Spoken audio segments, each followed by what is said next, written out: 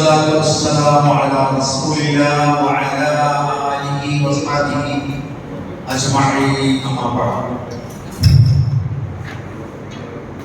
أعوذ بالله من الشيطان الرجيم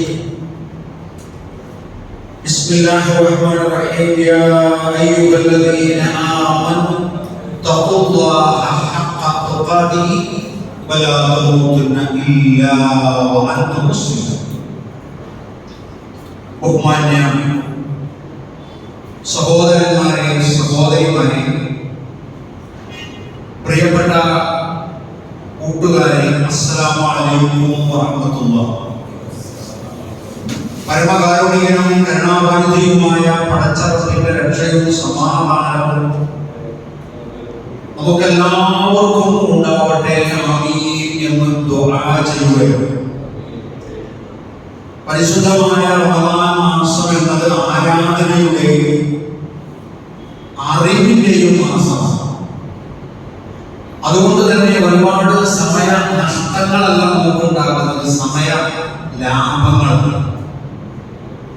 നമ്മളൊരു രാത്രി ഉറക്കം കഴിച്ചിട്ട് ഒരു കച്ചവടം നടത്തി അതിൽ ഒപ്പിച്ച ലാഭം കിട്ടിക്കഴിഞ്ഞാൽ നമുക്ക് ആ നഷ്ടത്തെ കുറിച്ച് സങ്കടം ഉണ്ടാവില്ല. കാരണം നഷ്ടം ലാഭമായി വരും. അതുപോലെയാണ് റമദാൻ മാസം നമ്മൾക്ക് എന്ത് നഷ്ടപ്പെട്ടുവോ അതിനിരട്ടിയായി നമുക്ക് എല്ലാം തിരിച്ചു കിട്ടുന്ന ഒരു മാസമാണ് റമദാൻ.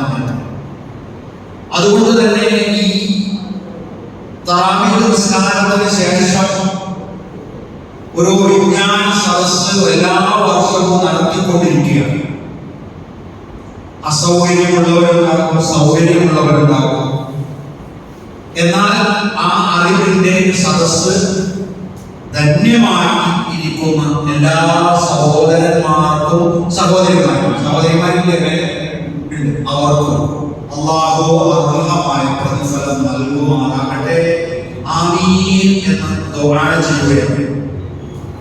ഇന്ന് നമ്മൾ പഠിക്കുന്ന വിഷയം അള്ളാഹുവിന്റെ മലക്കുകളെ കുറിച്ചാണ്.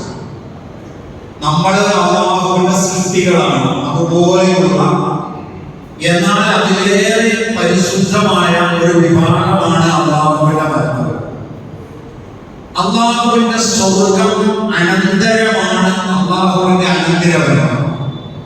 തിൽക്കൽ ജന്നത്തുൽ ലദീ യൂരിസു മിൻ ഇബാദിനാ മൻ കാന തഖിയ്യാ. ഭയഭക്തരായ ആളുകൾക്ക് അല്ലാഹുവിന്റെ അനന്തരം തരുന്നതാണ് സ്വർഗം എന്ന് പറയുന്നത്. ആ സ്വർഗത്തിലേക്ക് നമുക്കുള്ള ആവശ്യം എന്താണ്? നമുക്ക് ചില വസ്തുക്കൾ ആവശ്യമാകുമല്ലോ. സ്വർഗത്തിൽ പോകണമെങ്കിൽ ഇപ്പൊ ഹജ്ജിന് പോകാൻ നമുക്ക് പാസ്പോർട്ടും വിസയും പൈസയും ഒക്കെ വേണം. പരിശുദ്ധമായ റമദാൻ മാസത്തിൽ നമ്മൾ മുമ്പിനായി നിയ്യത്ത് ചെയ്തിട്ടാണ് നമ്മൾ നോമ്പെടുക്കുന്നത്. നമുക്ക് നമ്മളുടെ കൂലിയൊക്കെ ആവശ്യമുണ്ട്. അതേപോലെ ആവശ്യമുള്ളതാണ് അള്ളാഹുവിലും അള്ളാഹുവിന്റെ മലക്കുകളിലും അള്ളാഹുവിന്റെ പ്രവാചകന്മാരിലും വിശ്വസിക്കാം. ആമന റസൂലു ബിമാ ഉൻസില ഇലൈഹി മിർ റബ്ബിഹി വൽ മുഅ്മിനൂൻ കുല്ലും ആമന ബില്ലാഹി വ മലായികതിഹി വ കുതുബിഹി വ റസുലിഹി. അള്ളാഹുവിന്റെ പ്രവാചകനിലും അള്ളാഹു അയച്ചു തന്നിട്ടുള്ള ഗ്രന്ഥങ്ങളിലും അവന്റെ ദൂതന്മാരിലും മാത്രമല്ല അള്ളാഹുവിന്റെ മലക്കുകളിലും അള്ളാഹുവിന്റെ ഗ്രന്ഥങ്ങളിലും അള്ളാഹുവിന്റെ ദൂതന്മാരിലും വിശ്വസിക്കുന്നവർക്കാണ് അള്ളാഹു സ്വർഗം നൽകുന്നത് എന്നാണ്. അപ്പൊ നമ്മൾ അള്ളാഹുവിന്റെ പ്രവാചകനെ വിശ്വസിക്കുന്നു, ഖുർആനിൽ വിശ്വസിക്കുന്നു. ഇന്ന് കോയമ്പത്തൂരിൽ ഇരിക്കുന്ന നിങ്ങൾക്ക് അള്ളാഹു സഹാബികൾക്ക് നൽകിയ പ്രതിഫലത്തിന്റെ 50 ഇരട്ടി നിങ്ങൾക്ക് നൽകും. എന്തുകൊണ്ടാണ്?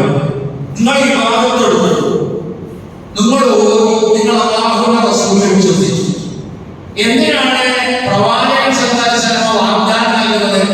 സ്വഹാബികളെക്കാൾ കൂടുതൽ 50 ഇരട്ടി പുണ്യം നിങ്ങൾക്ക് അല്ലാഹു തരും.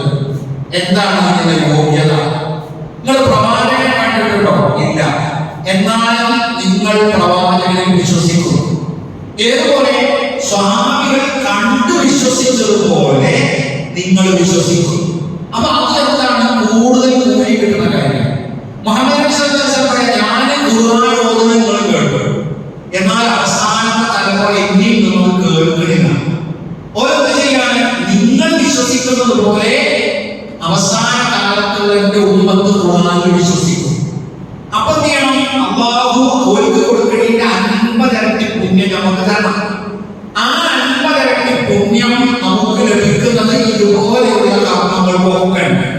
അപ്പൊ വിശ്വാസികളായ നമ്മെ സംബന്ധിച്ചിടത്തോളം നമ്മൾ ശ്രേഷ്ഠരാകുന്നത് അല്ലാഹുവിന്റെ മലക്കുകളെ നമ്മൾ കണ്ടിട്ടില്ല, പക്ഷേ നമ്മൾ കേൾക്കുന്നുണ്ട്. എവിടെയാണ് കേൾക്കുന്നത്? ഖുർആനിലൂടെ, പ്രവാചകൻ സല്ലല്ലാഹു അലൈഹി വസല്ലം ഉപദേശത്തിലൂടെയാണ്. അപ്പൊ നമ്മൾ എന്ത് ചെയ്യണം? അവരുണ്ട് എന്ന് വിശ്വസിക്കുകയാണ്. അല്ലാഹുവിന്റെ മലക്കുകൾ പ്രകാശം കൊണ്ട് സൃഷ്ടിക്കപ്പെട്ട, പ്രകാശം കൊണ്ട് അലങ്കരിക്കപ്പെട്ട, പരിശുദ്ധ ഖുർആൻ നമുക്ക് പഠിപ്പിച്ചത് അല്ലാഹുവിന്റെ മലക്കുകൾ. നോക്കൂ, ജിബ്രീൽ അലൈഹിസ്സലാത്തു വസ്സലാമിനെ 600ഓളം ചിറകുകളുണ്ട്. 600ഓളം ചിറകുകളുണ്ട്. മാത്രമല്ല നമുക്ക് കണ്ണുകൊണ്ട് അവരെ കാണാൻ കഴിയില്ല. കണ്ണുകൊണ്ട് നമുക്ക് അറിയാൻ പറ്റില്ല, മലക്കുകളെ കാണാൻ കഴിയില്ല. അല്ലാഹുവിന്റെ പ്രവാചകൻ സല്ലല്ലാഹു അലൈഹി വസല്ലം മലക്കുകളെ കണ്ടു.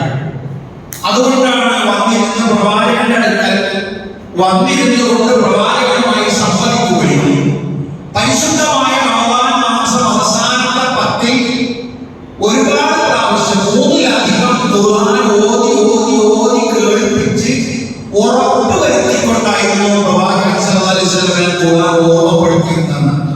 അത് നിർവഹിച്ചിരുന്നത് ജിബ്രീൽ അലൈഹിസ്സലാത്തു വസ്സലാം. ഈ റമദാൻ പിന്നെ മലക്കുകളും തമ്മിലുള്ള ബന്ധം എന്താണ്? വതനസ്സലൽ മലായികത്തു വറൂഹു ഫീഹാ ബിഇذن റബ്ബിഹിം മിൻ കുല്ലി അംർ സലാമുൻ ഹിയ ഹത്താ മത്ലഇൽ ഫജ്ർ.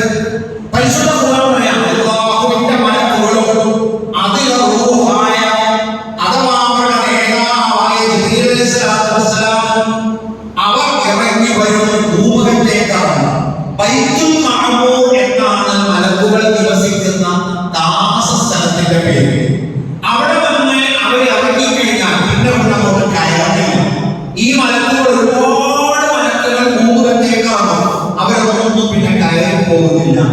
അവരൊക്കെ നമ്മളുടെ ഇടയിലൂടെ ഇങ്ങനെ സഞ്ചരിച്ച് പ്രാർത്ഥിക്കുന്നവർക്ക് വേണ്ടി ദുആ ചെയ്യുവാനും, ഓതുന്നവരുടെ കൂടെ ഓതുവാനും, നിസ്കരിക്കുന്നവരുടെ കൂടെ നിസ്കരിക്കുവാനും അവരുണ്ടാകും. അവർ ഭക്ഷണം കഴിക്കുന്നില്ല, അവർക്ക് തീറ്റയുടെ ആവശ്യമില്ല. മാത്രമല്ല അവരുടെ വീട് ആകാശത്താണ്. ബൈത്തുൽ മഅമൂർ എന്നാണ് അതിന്റെ പേര്.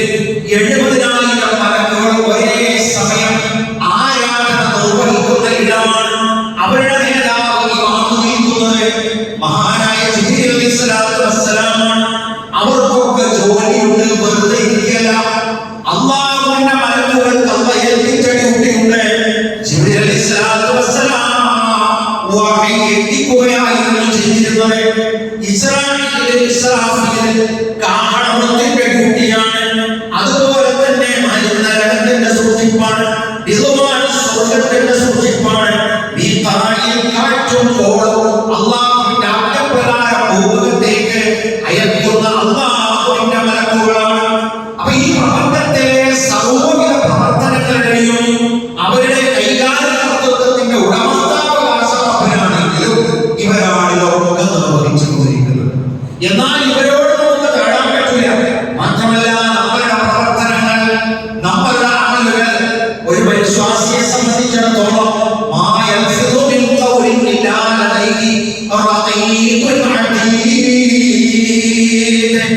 സൂക്ഷ്മനിരീക്ഷകരായ മലക്കുകളായ നമുക്കൊരു വാക്കും ഉച്ചരിക്കാനാവില്ല. നമ്മൾ കാണില്ല, പക്ഷേ സൂക്ഷ്മ നിരീക്ഷകരായി അവരുണ്ടാവും. ഖുർആൻ പലതരം സ്ഥലത്ത് പറഞ്ഞു, വഇന്ന അലൈക്കും ലഹാഫിദീൻ കിറാമൻ കാതിബീൻ. നമ്മളുടെ പ്രവർത്തനങ്ങളെ രേഖപ്പെടുത്തി വെക്കുന്ന മാന്യന്മാരായ എഴുത്തുകാരായ മലക്കുകൾ നിങ്ങളെ ചുറ്റിപ്പറ്റിയുണ്ടാകും. അവർ നിങ്ങളുടെ സംരക്ഷകരായ ഒരു കാര്യത്തിൽ അവർ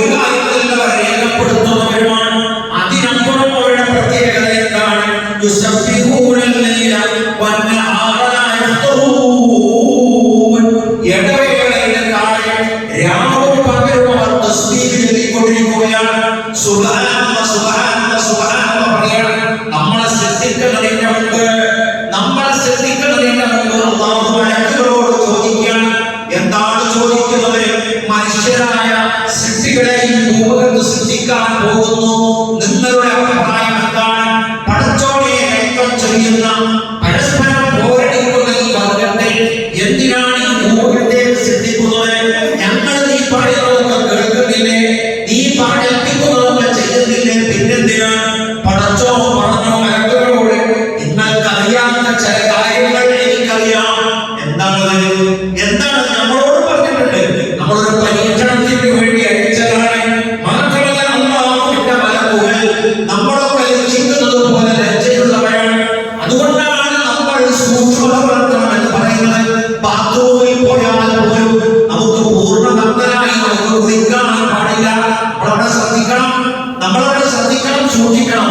സംസാരിക്കുമ്പോൾ പ്രവാചകൻ സല്ലല്ലാഹു അലൈഹി വസല്ലം പറഞ്ഞു, ഒരു മരണ വീട്ടിലാണ് സംസാരിക്കുന്നതെങ്കിൽ മരണം മയ്യത്തടുത്തേക്ക് പോലെ അവിടെ നിങ്ങൾ ആ വ്യക്തിയുടെ നല്ല കാര്യങ്ങളെ പറയാവൂ, നല്ല കാര്യങ്ങളെ പറയാവൂ. കാരണം നിങ്ങൾ പറയുന്ന ഓരോ വാക്കും മലക്കുകൾ അദ്ദേഹത്തെ കുറിച്ചുള്ള അഭിപ്രായമായി രേഖപ്പെടുത്തി വെക്കും. രേഖപ്പെടുത്തുന്നത് കൃത്യമായ അഭിപ്രായ ശേഖരണമാണ്. അതുകൊണ്ട് നിങ്ങൾ ആരും ആ വ്യക്തിയുടെ ദോഷങ്ങളോ കുറ്റങ്ങളോ കുറവുകളോ ആ വൃത്തി വെച്ചോ മരണവുമായി ബന്ധപ്പെട്ട സ്ഥലത്തോ പറയാൻ പാടില്ല.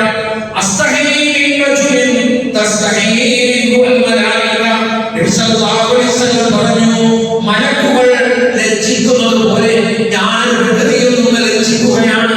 അതിന്റെ അർത്ഥം എന്താണ്? മലക്കുകൾ ലജ്ജിക്കുന്നു എന്നാണ്. നമ്മൾ വാക്കുകൾ നന്നാക്കണം, നമ്മളുടെ പ്രവർത്തനങ്ങൾ നന്നാക്കണം. നമ്മളുടെ ഓരോ കാര്യങ്ങൾക്കും അമലുകൾക്ക് മലക്കുകൾ കാത്തിരിക്കും. നോക്കുകൾ വാക്ക് കൊടുത്താൽ നമ്മൾ പള്ളിക്ക് പോവുകയാണ്, നമ്മളെ മലക്കുകൾ ഇതിനൊപ്പം വരികയാണ്. എന്തിനാണ് വരുന്നത്? നമ്മളെ നിസ്കാരം ഒപ്പിയെടുക്കാൻ, നമ്മളുടെ കർമ്മങ്ങൾ ഒപ്പിയെടുക്കാൻ, നമ്മളുടെ സ്വതകൾ ഒപ്പിയെടുക്കാൻ. ഒരുപാട് വെയിറ്റ് ചെയ്യേണ്ടി വരരുത്. പിന്നെ നോമ്പ് തുറക്കുന്നവൻ വേഗത്തിൽ തുറക്കുന്നത് രേഖപ്പെടുത്താൻ മലക്കുകൾ പ്രത്യേകം ഊർജ്ജസ്വലരാണ്. അവർക്കും റബ്ബിന്റെ കൽപ്പന ഉണ്ടാകാമല്ലോ. മാത്രമല്ല തമ്മിലുള്ള ബന്ധം നബി സല്ലല്ലാഹു അലൈഹി വസല്ലം പറഞ്ഞവരോട് പറഞ്ഞു, അലാ തസ്ഫൂന തസ്ഫീ മലായിക ഇൻദ റബ്ബിഹാ യുകമ്മിലൂന സഫൽ അവ്വൽ ഫൽ അവ്വൽ വയതറസൂന ഫി സഫി. അല്ലാഹുവിന്റെ മലക്കുകൾ ആകാശത്ത് സഫു നിൽക്കുന്നത് പോലെ, ആകാശത്ത് സഫു നിൽക്കുന്നത് പോലെ അടുത്തടുത്തായി വളമില്ലാതെ നേരെ ചൊവ്വേ നിങ്ങൾ ഓരോന്ന് ശരിപ്പെടുത്തി നിർത്തണം. എന്തിനാണ് പറഞ്ഞത്? നിസ്കാരത്തിനിടയിൽ വടവ് വരാതിരിക്കാൻ. വടവ് വന്നാൽ അവിടെ ചെലുത്താൻ കയറി നിൽക്കും, നമ്മളുടെ മനസ്സിനെ ദുർബലപ്പെടുത്തും. മാത്രമല്ല ദുർബലപ്പെടുത്തുന്നതോടുകൂടി നമുക്ക് ഒന്നിച്ച് തന്നെ നമസ്കാരത്തിൽ സംശയം വരാറില്ലേ? അല്ലെ, ആരാണോ നമസ്കരിച്ചത്, അതോ എട്ടാണോ നമസ്കരിച്ചത്, അതോ ഏഴാണോ നമസ്കരിച്ചത്? എല്ലാവരും സംശയിക്കും ഒന്നിച്ച്. അപ്പൊ നമ്മൾ ജമാഅത്തായിട്ട് സംശയിച്ചു പോയത് ഒന്നുമില്ല. ജമാഅത്തായി നിസ്കരിച്ചു, ജമാഅത്തായി ചെറുത്താൻ വന്ന് ജമാഅത്തായിട്ട് നമ്മളെ മനസ്സെന്തായി? പിന്നെ ദുർമന്ത്രം നടത്തി. അപ്പൊ എന്തായി? നമ്മളെ മനസ്സിന് നമുക്ക് തെറ്റിപ്പോയി. അപ്പോ മലക്കിന്റെ സാന്നിധ്യം എന്ന് പറയുന്നത് എപ്പോഴും നമ്മളെ ബഹുമാനത്തോടുകൂടി കാണണം. നമ്മൾ നടന്നു പോകും. റസൂൽ പറഞ്ഞേ, നിങ്ങൾ ഇടതുവശത്തേക്ക് തുപ്പണം. അല്ലേ? നമ്മൾ തുപ്പുമ്പോ ഇടതുവശത്തേക്ക് തുപ്പണം. അത് അവരോടുകൂടിയുള്ള പിന്നെ ബഹുമാനമാണ്, ആദരവാണ്. അങ്ങനെയല്ല എങ്കിൽ ചിലപ്പോൾ നമ്മളങ്ങനെ അറിയാതെ വലത്തോട് തുപ്പിപ്പോയാൽ അത് മണ്ണിട്ട് കൂടണമെന്ന് കൂടി നമ്മളെ പഠിപ്പിച്ചിട്ടുണ്ട്. അപ്പോ എല്ലായിടത്തും തുപ്പിപ്പോകാൻ പാടില്ല. അല്ലെങ്കിൽ നമ്മുടെ അതവപ്പെട്ടതാണ്. നമ്മൾ തുപ്പുന്നത് വളരെ ശ്രദ്ധിക്കണം. വെറുതെ എല്ലായിടത്തും ഇങ്ങനെ ഒഴിവ് കാണുന്ന തുപ്പാണല്ല. ഭൂമി എന്താണ്? ശുദ്ധമാണ്. അതുപോലെ തന്നെ പള്ളിയാണെങ്കിലും ശുദ്ധമാണ്. അപ്പൊ അവിടെ മലക്കിന്റെ സാന്നിധ്യം ഉണ്ടാകും. മാത്രമല്ല അഹങ്കാരമില്ലാത്തൊരു വാക്കാണ്. അപ്പൊ നമ്മളൊന്നും അങ്ങനെ അഹങ്കരിക്കാൻ കൂടുതലല്ല. നാല് മനുഷ്യന്മാരായ നമുക്ക് ചില അഹങ്കാരങ്ങളൊക്കെ വരുന്നത് ആരോഗ്യം ഉണ്ടാവുമ്പോ, അതേപോലെ സമ്പത്ത് വരുമ്പോ, അതോടൊപ്പം തന്നെ കുടുംബപരമായി വലിയ കുടുംബമാകുമ്പോ ചിലപ്പോ നമുക്കൊക്കെ തോന്നും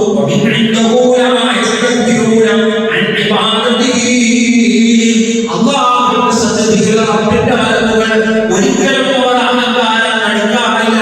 അടിമകളായ നമ്മുടെ അഹങ്കാരത്തിന്റെ ലക്ഷണം ദുആ ചെയ്യാതിരിക്കുക, ദുആ കൊടുക്കുക. റമദാൻ മാസമാണ്, ഈത്തപ്പഴം വാങ്ങിയിട്ടുണ്ട്, നോമ്പ് തുറക്കുന്നുണ്ട്, അത്താഴമുണ്ട്,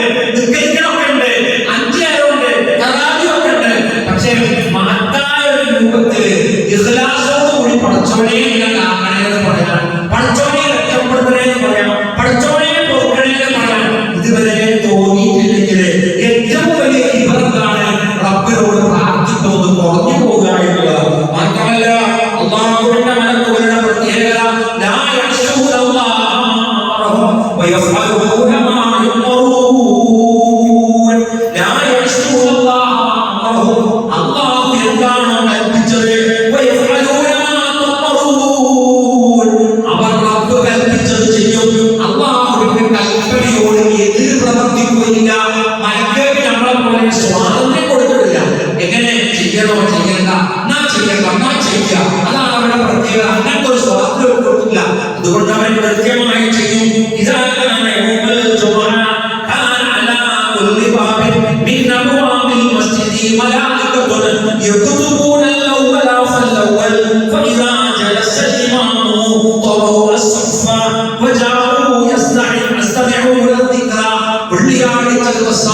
അള്ളാഹുവിന്റെ പള്ളിയിലെ മുൻവാതിൽ അള്ളാഹുവിന്റെ ഒരു മലക്കുണ്ടാകും, മലക്കുകൾ ഉണ്ടാകും. അവരെഴുതി വെക്കും ആരാണ് ആദ്യം വരുന്നത്, ആരാണ് ആദ്യം വരുന്നത്, ആരാണ് ആദ്യം വരുന്നത് എന്നുള്ളതും. ഇതാ ജലസൽ ഇമാമു ഇമാമു മിമ്പറിൽ അസ്സലാമു അലൈക്കും വറഹ്മത്തുള്ളാഹി എന്ന് പറഞ്ഞിരുന്നു കഴിഞ്ഞാൽ അവർ ആ ഏഴ് ചുരുട്ടും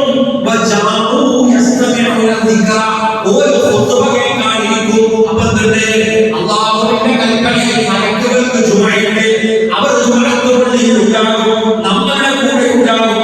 നമ്മൾ ദുആഇറക്കുമ്പോൾ നമ്മളുടെ കൂടെ ദുആഇറക്കാൻ പരിശുദ്ധമായ റമദാൻ മാസത്തിൽ അള്ളാഹുവിന്റെ മലക്കുകൾ ഓതുന്നവരുടെ കൂടെ ഓതാനുണ്ടാകും, ദുആ ചെയ്യുന്നവരുടെ കൂടെ ദുആ ചെയ്യാനുണ്ടാകും. അതുപോലെ തന്നെ സ്വതക്ക കൊടുക്കുന്നത് രേഖപ്പെടുത്താനുണ്ടാകും. എവിടെയും മലക്കിന്റെ സാന്നിധ്യമുണ്ട്. മലക്കുകൾ നമുക്ക് വേണ്ടി പ്രാർത്ഥിക്കും. എന്തിനൊക്കെയാണ് അവർ പ്രാർത്ഥിക്കുന്നത്? ഹുവല്ലദീ യുസല്ലി അലൈക്കും വമലായികതുഹു ലിയുഖ്രിജകും മിനൽ-ളുലൂമാതി ഇലൻ-നൂർ. നമ്മുടെ ഹിദായത്തിന് വേണ്ടി പ്രാർത്ഥിക്കും. പ്രിയപ്പെട്ടവരെ, ഏറ്റവും വലിയ സ്വത്താണ്, ഏറ്റവും വലിയ സ്വത്ത് തിരിച്ചറിവാണ്, അറിവെന്നതാണ്. ഇരുട്ടിൽ നിന്ന് വെളിച്ചത്തിലേക്കുള്ള സഞ്ചാരം. നമ്മൾ മുഖത്തിലാണ് ഉള്ളുകളുടെ മൂർഖൻ പാമ്പ് മുതൽ കാഞ്ഞിരം കുറ്റി വരെ ആരാധിക്കപ്പെടുന്നു. മുസ്ലിം ഉമ്മത്തും അതിൽ നിന്നും വ്യത്യസ്തമല്ല. കിടത്തി മയ്യത്തിനെ ആരാധിക്കുന്നു, നിർത്തി മയ്യത്തിനെ ആരാധിക്കുന്നു. അല്ലാഹുവല്ലാത്ത പലതിനെയും പൂജിക്കുകയും ആരാധിക്കുകയും ചെയ്യുമ്പോൾ അല്ലാഹുവിനെ മാത്രമേ ആരാധിക്കാവൂ എന്ന് പഠിപ്പിച്ച ഇസ്ലാം നമുക്ക് കൊണ്ടു നടക്കാൻ അത് വലിയ പ്രയാസം തന്നെയാണ്. പക്ഷേ അത് കൊണ്ടു നടക്കുന്നത് അല്ലാഹുവിന്റെ മലക്കുകൾ നമുക്ക് വേണ്ടി പ്രാർത്ഥിക്കും. നന്മ പഠിപ്പിക്കുന്നവർക്ക് വേണ്ടി പ്രാർത്ഥിക്കും. റബ്ബിന്റെ മലക്കുകൾ ഇന്നല്ലാഹ വമലായികതുഹു ഹത്തൻ നംല ഫീ ജുഹരിഹാ. ഖുർആനും ഹദീസും ഒക്കെ ജനങ്ങളെ പഠിപ്പിക്കുന്ന ഉസ്താദുമാർക്ക് വേണ്ടി, നിങ്ങളുടെ മക്കൾക്ക് വേണ്ടി, നിങ്ങൾ ചിലപ്പോൾ ദീനീയങ്ങൾക്ക് സേവനം ചെയ്യുന്നവരാകാം. അങ്ങനെ സേവനം ചെയ്യുമ്പോൾ ഒരുപാട് സമയനഷ്ടങ്ങളുണ്ട്, ഒരുപാട് സാമ്പത്തിക നഷ്ടങ്ങളൊക്കെ ഉണ്ട്. അങ്ങനെയൊക്കെ ചെയ്യുമ്പോഴും നമുക്ക് വേണ്ടി മലക്കുകൾ ആയിരുന്നു. അതിന്റെ മാളത്തിൽ നിന്ന് അപ്പൊ ദീൻ പഠിക്കുക, ദീൻ പഠിപ്പിക്കുക, അതൊക്കെ എന്താണ്, ഒരു മഹത്തായ കാര്യമാണ്. അതൊന്നും ഇപ്പോ അൽഹംദുലില്ലാ നമ്മളൊക്കെ എല്ലാവരും കൂടി ഇരുന്നല്ലോ. ചില പള്ളിയിൽ ഖുർആൻ ക്ലാസ് തുടങ്ങിയാണെന്ന് പറയുമല്ലോ, അപ്പൊ എന്താണ് ചോദിച്ചപ്പോൾ പറയും കട്ട്ലറ്റ് പറയുന്നത് നേരത്തെ ചെല്ലാൻ വേറെ പറയും. നമ്മളിവിടെ അങ്ങനെയല്ല, വ്യാപാരത്തിന് അടച്ചിട്ടുണ്ടാവില്ല. ബിസിനസ്സുകാരാണ്, അവര് പലപ്പോഴും ചെന്നിട്ടാണ് അവരുടെ ഷോപ്പൊക്കെ ക്ലോസ് ചെയ്യാൻ. ഒരു പട്ടണമാണ്, പക്ഷെ ഗ്രാമത്തിലൊന്നും അതിന്റെ ആവശ്യമില്ലല്ലോ. അപ്പൊ അങ്ങനെ എൽമിന്റെ എൽമ് എന്ന് പറയുന്നത് ഇസ്ലാമിൽ ഒരു ബലപ്പെട്ടതാണ്. നമ്മളൊരു കാര്യം അറിയില്ല എന്ന് പറയുന്നതിന് അത് അറിയ എന്ന് പറയുന്നതിന് കേൾക്കുമ്പോഴാണ്. അല്ലെങ്കിൽ നമ്മൾ വായിക്കണം, അല്ലെങ്കിൽ കേൾക്കണം, അല്ലെങ്കിൽ നമ്മൾ ആ വാക്യസ്വാധീനത്തിൽ ഇങ്ങനെ അവർക്കെല്ലാം പറ്റില്ല. നമുക്ക് ഒരുപാട് വിവരം. നമസ്കാര സ്ഥലത്തിലൊന്നും നമ്മൾ പ്രാർത്ഥിക്കുമ്പോ നിസ്കരിച്ചോട് നമ്മൾ നിസ്കാരം കഴിഞ്ഞ് കുറച്ച് എഴുതിയിരിക്കും.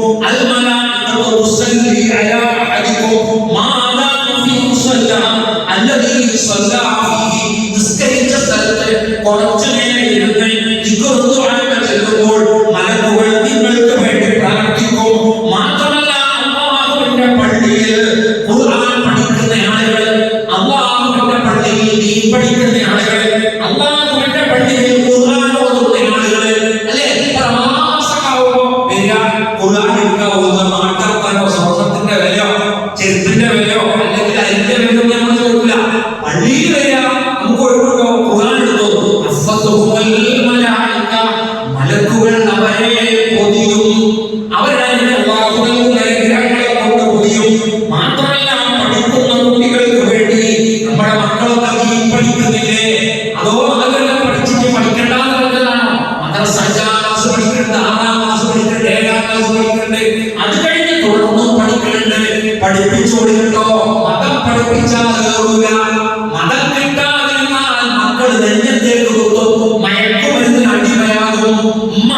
കൊല്ലും, വല്യമ്മാനെ കൊല്ലും, ബാപ്പാനെ കൊല്ലും, ഉമ്മാനെ പുറത്തേക്ക് തള്ളും. ജീവൻ പോകുന്നത് മാത്രമല്ല, ഈമാനും കൂടെ പോകും.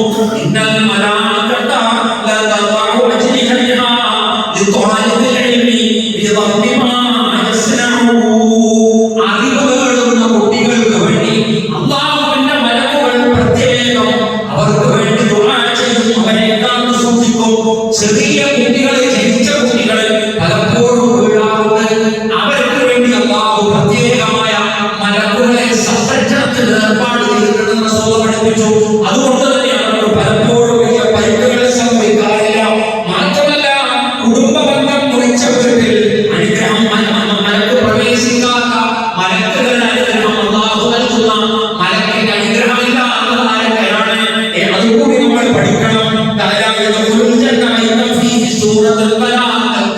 നായകത്തുള്ള വീട്, അതേപോലെ തന്നെ ഫോട്ടോയുള്ള വീട്, അവിടെ അല്ലാഹുവിന്റെ റഹ്മത്തിന്റെ മലക്ക് പ്രവേശിക്കില്ല.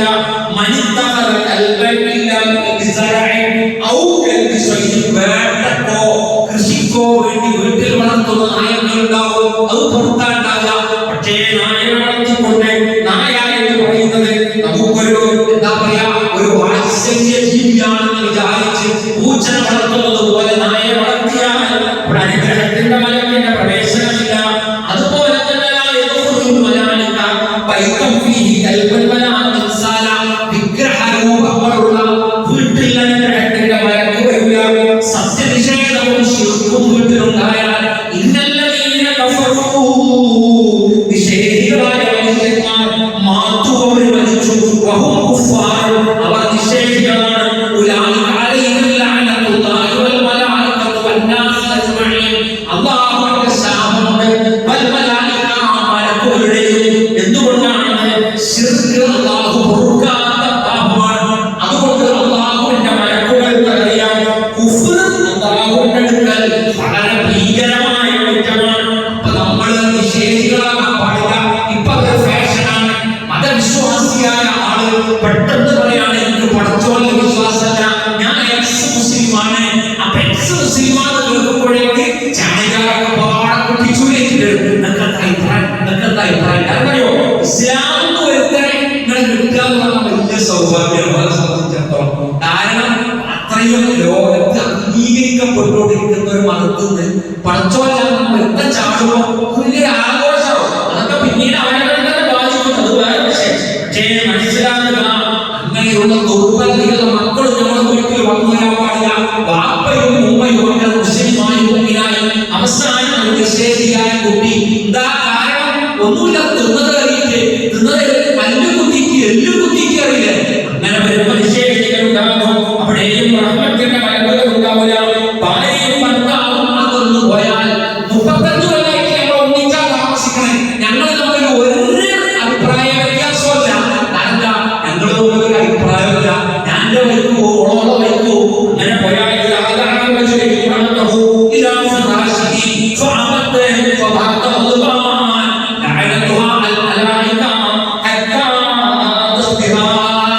സുബഹിയാകുന്നതുവരെ, നേരം വെളുക്കുന്നതുവരെ അല്ലാഹുവിന്റെ റഹ്മത്തിന്റെ മലക്ക് സമീപിക്കുകയില്ല. ഭാര്യയും ഭർത്താവും തമ്മിൽ പണങ്ങിയാൽ, ഭാര്യയെ ഭർത്താവ് ക്ഷണിച്ചു, ഭാര്യ വഴിക്ക് വന്നില്ല, ഞാൻ അങ്ങനെയൊന്നും വരില്ല, നിങ്ങളെ വിചാരിച്ചമായൊന്നും കൂട്ടണ്ട എന്ന് പറഞ്ഞ് തെറ്റിപ്പോയാൽ അനുഗ്രഹത്തിന്റെ മലക്കുണ്ടാവില്ല. മാത്രമല്ല, ആയുധം ചുറ്റിയ വീട്, ആയുധം ചുറ്റിയ വ്യക്തി,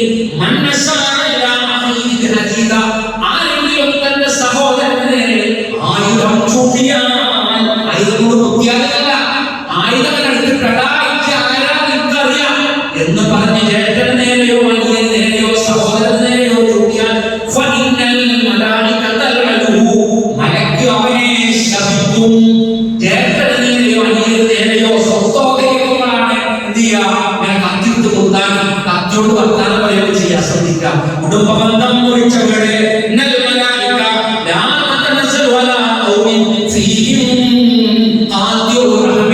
കുടുംബബന്ധം മുറിച്ച നമ്മൾ ചിലപ്പോൾ നല്ല പൈസക്കാരനാണ്, നല്ല പുരണ്ട്, നല്ല വാഹനമുണ്ട്, നല്ല കാറുണ്ട്, നമ്മൾ പള്ളിക്കൽ വരുന്നുണ്ട്, നിൽക്കുന്നുണ്ട്, എല്ലാം ഉണ്ട്. പക്ഷെ കുടുംബബന്ധം മുറിച്ചിട്ട് ഓരോ അല്ലാഹുവിന്റെ റഹ്മത്തിന്റെ മലക്കിന്റെ സാന്നിധ്യം ഉണ്ടാവുകയില്ല. കുടുംബബന്ധം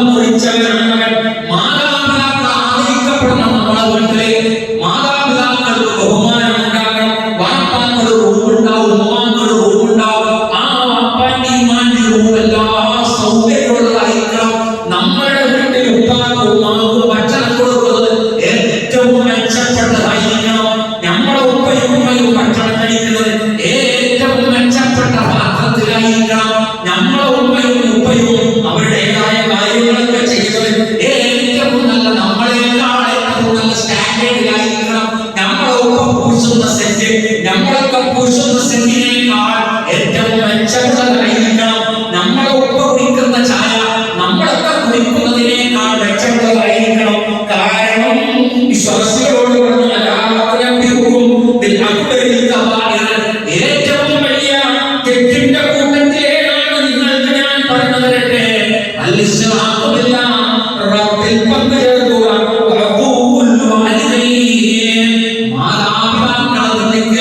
മാതാപിതാക്കളെ നിന്ദിക്കുന്ന ഗുണം, അല്ലാഹുവിൽ പങ്കു ചേർക്കുന്ന ഗുണം, അനുഗ്രഹത്തിന്റെ മലക്കുകളുടെ സാന്നിധ്യം ഉണ്ടാവുകയില്ല.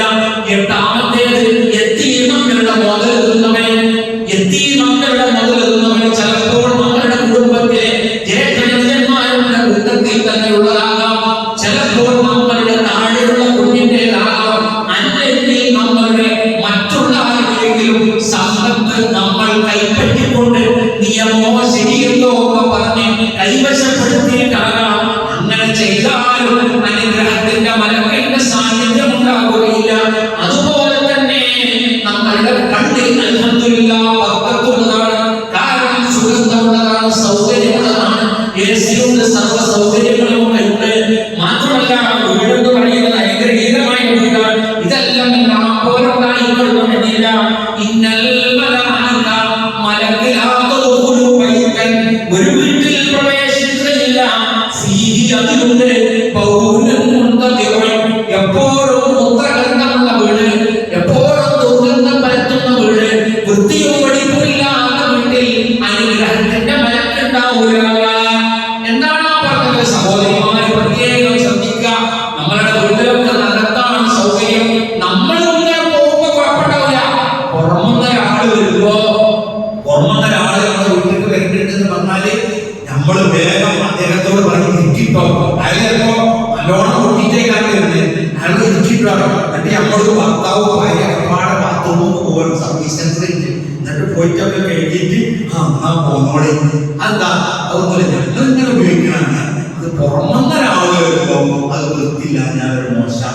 പുറമെന്നുള്ളവരെന്നും നമ്മൾ വിട്ട് ധാരാളം മലക്കുകളാണ്. അതുകൊണ്ട് ദുർഗന്ധം വഹിക്കുന്ന പെട്ടെ, എപ്പോഴും ദുർഗന്ധം വഹിക്കുന്ന ബാത്റൂമ്, അതൊക്കെയാണോ അല്ലാഹു പള്ളിയിൽ ഉള്ളിരുന്നോ പള്ളിയിൽ വരരുതെന്ന് പറഞ്ഞു. ഉള്ളിരുന്നവൻ പള്ളിയിൽ വരരുതെന്ന് പറഞ്ഞത് പള്ളിയിൽ വരാതിരിക്കാനല്ല. ഉള്ളിരുന്നത് നമ്മുടെ സുഹൃത്തിന് ദുർഗന്ധം ഉണ്ടാകുന്നത് പോലെ അല്ലാഹുവിന്റെ മലക്കുകൾക്കും അത് അലോസരം ഉണ്ടാകുമെന്നത് കൊണ്ടാണ്. അപ്പൊ അല്ലാഹുവിന്റെ സൃഷ്ടികളായ മലക്കുകളെ വളരെ ഗൗരവത്തിലാണ് നമ്മൾ കാണേണ്ടത്, നിസ്സാരമായി കാണരുത്.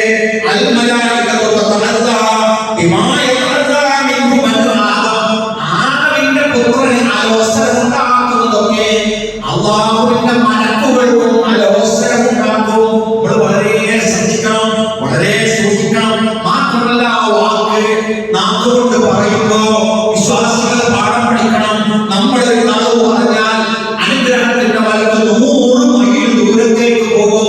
നമ്മൾ കാരണം പറയുമ്പോ അനുഗ്രഹത്തിന്റെ മലക്ക് നമ്മൾ എത്തേക്കാണ്. അത് പറഞ്ഞാൽ ചിലപ്പോൾ 100 മൈൽ ദൂരത്തേക്ക് പോകും. പിന്നെ നമ്മൾ 100 ശരി പറഞ്ഞാലും എത്തിയിട്ടുണ്ടാവില്ല. നമ്മൾ എക്സ്പ്രസ് ഹൈവേയിൽ വൈദ്യമായില്ല. എക്സ്പ്രസ് ഹൈവേയിൽ അഥവാ പിന്നെ കുറെ ആളെ പോയിട്ടാ തിരിച്ചു വരാൻ പറ്റുള്ളൂ. അതേപോലെ അനുഗ്രഹത്തിന്റെ മലക്ക് ഉറപ്പുണ്ടോ? നമ്മളൊരു കളവ് പറഞ്ഞാൽ കളവിന് അത്രയും ദുർഗന്ധം ഉണ്ടാവുന്ന, അപ്പൊ ഈ മലക്കാണ് പോകും. പിന്നെ അങ്ങോട്ട് വരാൻ കുറെ എടുക്കും. അപ്പൊ റബ്ബിന്റെ സൃഷ്ടികളായ മലക്കുകളെ കുറിച്ച് നമ്മൾ ഓരോന്നും പഠിച്ചു വെച്ച് അതുമായി ബന്ധപ്പെട്ട കാര്യങ്ങൾ നമ്മൾ ഓർത്ത് കഴിയുമ്പോൾ നമ്മള് വളരെ അതോടുകൂടി ഇന്ന് നടക്കാനാവും. അൽഹംദുലില്ലാഹ് ഇരുന്നോർക്ക് നഷ്ടമായിട്ടില്ല. അപ്പൊ ക്ലാസ് ഇത്രയാകുമ്പോ ഇഷ്ടമാണ്, തോനെ പേടിയാ പഠിച്ചവരെ എന്താ തീരുക എന്ന് വിചാരിച്ച് അൽഹംദുലില്ലാഹ് ഏതായാലും ഇത്രയും ആളുകൾ ഇരുന്നു. നമുക്ക് ഒരു 25, 30, 32 മിനിറ്റ് 34 മിനിറ്റ് ക്ലാസ് അൽഹംദുലില്ലാഹ്. ഒരു വിഷയം ഞാൻ ഈ വിഷയത്തിലേക്ക് എത്രയേറെ പോകുമെന്ന് വിചാരിച്ചു. കാരണം 32 കാര്യങ്ങൾ പറഞ്ഞത് അൽഹംദുലില്ലാഹ്. നമുക്ക് തന്നെ ഉറക്കം വരുന്നതേ നീട്ടി വരാൻ വെച്ചേക്കാം. ഇനി അതോ അൽഹംദുലില്ലാഹ് ഇവിടെ ഇരുന്ന എല്ലാവർക്കും അർഹമായ അടുത്ത ദിവസത്തെ ക്ലാസ് ഇരിക്കാൻ മാത്രമല്ല ഈ പള്ളി നെഞ്ഞും വന്നപ്പോ നിറഞ്ഞിക്കിട ഞാൻ